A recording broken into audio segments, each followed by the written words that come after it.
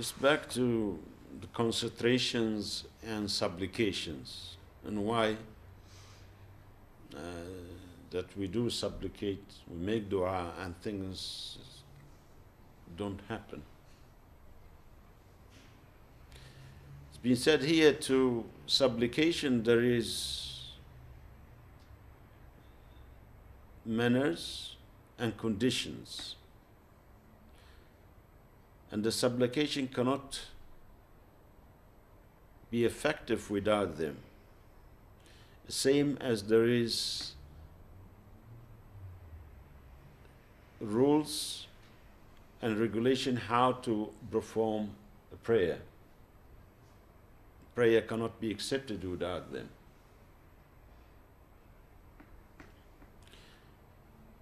And the first condition is halal earning. So things of good earning. So the food you eat, it is wholesome.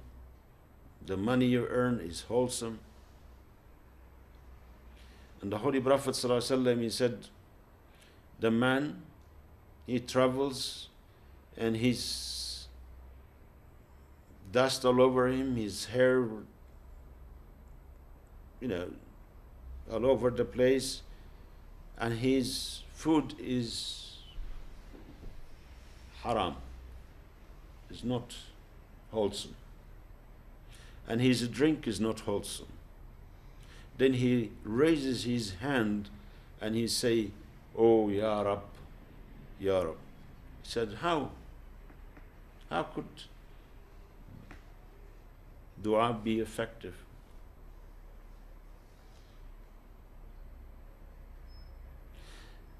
So they have been said that supplication is the key to heaven. And the keys and the teeth of the keys is the wholesome sustenance. So you eat halal food, you eat halal, pure things. People, they save their money, they want to go take their interest and go to Hajj. How you can't. Allah, He say, Al-Hajj liman istata'a ilayhi sabila, for the one who be able to do so. You can't go to the house of Allah, the holiest of the holy, and take yourself there on interest.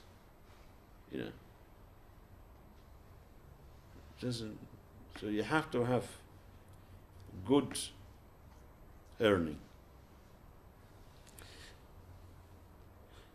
I heard once, actually, they said that in topic with some people of Allah regarding a man who steals money and go to Hajj.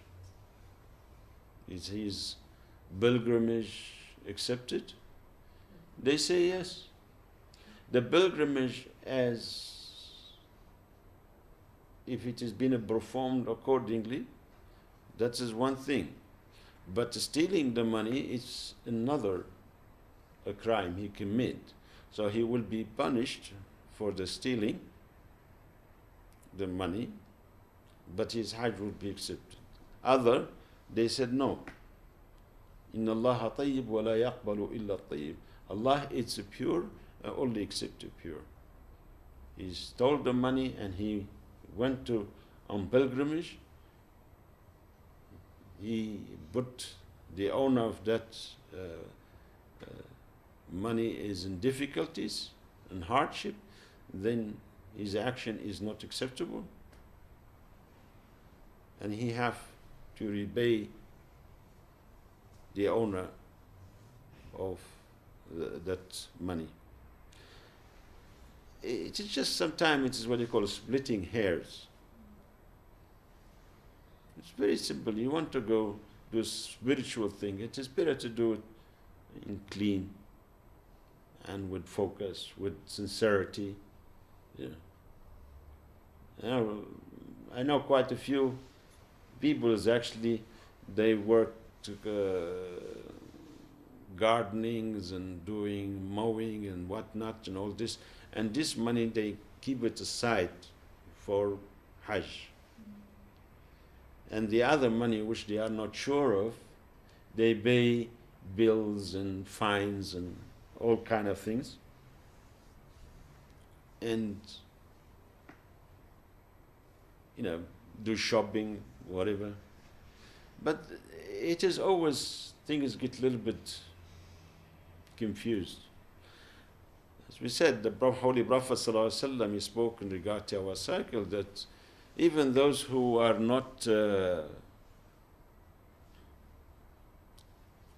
tangled in usury, the smoke, that will affect them. And now there is no one.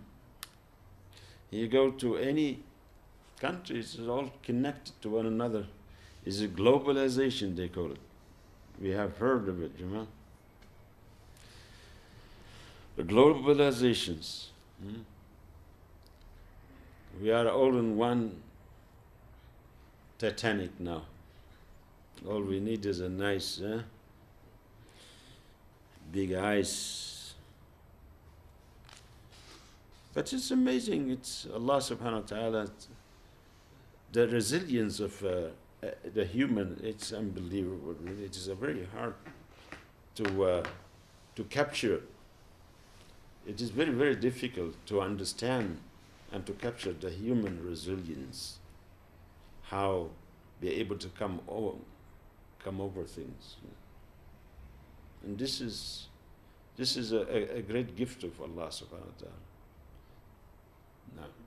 Where does Saint Tilling come in? I didn't work for that money. Well, this money, maybe this is part of the comes from mining and all of this type of things. And in the end, it comes from Allah. Of course, everything comes from Allah. Everything inside, outside, it's from Allah subhanahu wa ta'ala. But there is method which acceptable to Allah, and method which you say, I don't like this particular way of dealing. Saint Tilling is clean? Well, it is belong to the government, and it is your right as a citizens of this country. You're entitled to have certain income from them, and also entitled to shelter and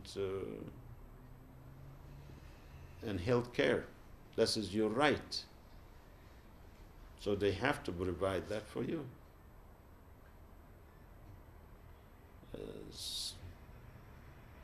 But of course, it's one be able to free himself from all this, it is good. But if you need it, so it is yours, it's halal, use it, because maybe if you don't, it will go somewhere else, will do more harm than good.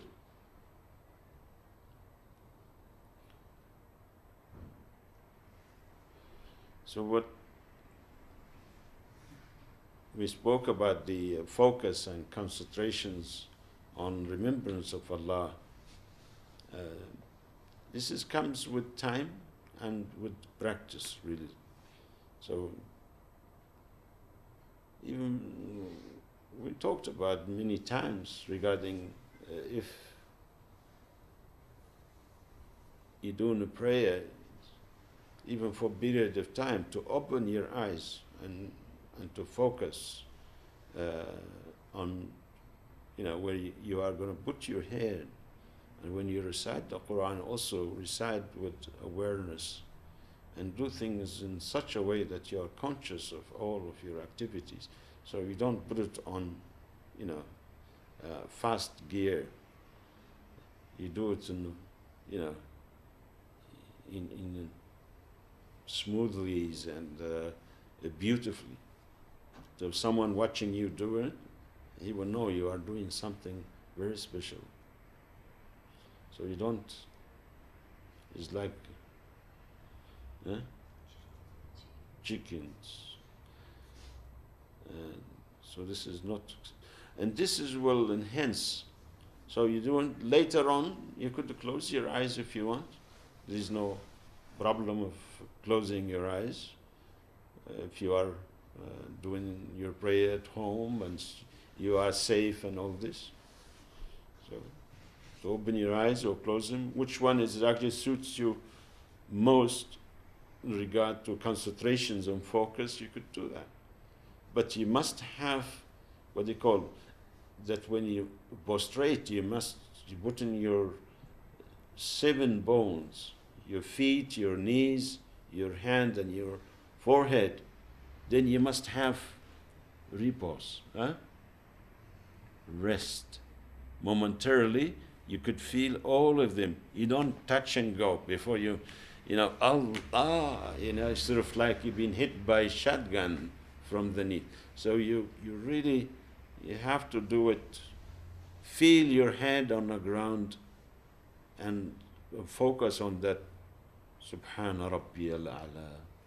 Praise to my Lord Most High.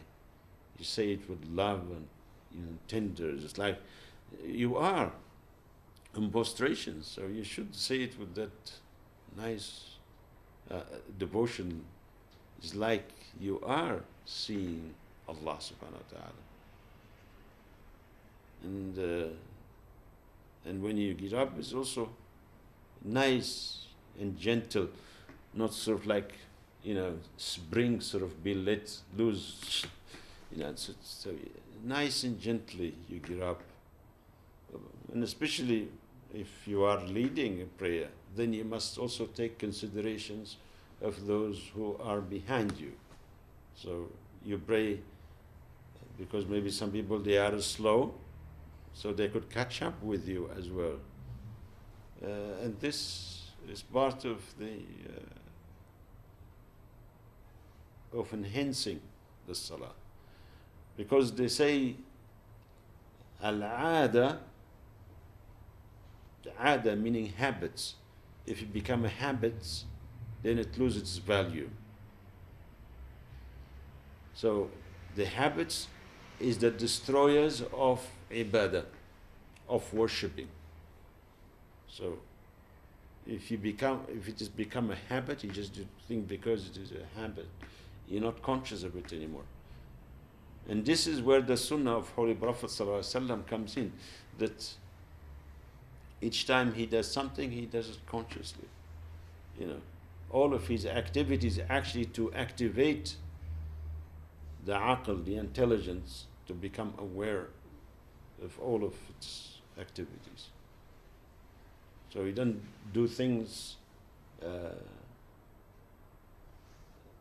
in a state of forgetfulness. Then the salah, it is change. If it is done that way, it is become salatul sila, the prayer of connections. As we said before, in the West, people, 30, 40, some people even more. We had someone who embraced Islam, he was 72 years of age. This is the grace of Allah subhanahu wa ta'ala. But because, say, 72 years of age, he was thinking about God, and he may read a few books, and it's just Allah opened his heart, and he felt this is the right way for me. Now, he never prayed before. So imagine 5 daily prayer. It is like you become a hermit, 72 years and you are running 24 hours a day, on empty.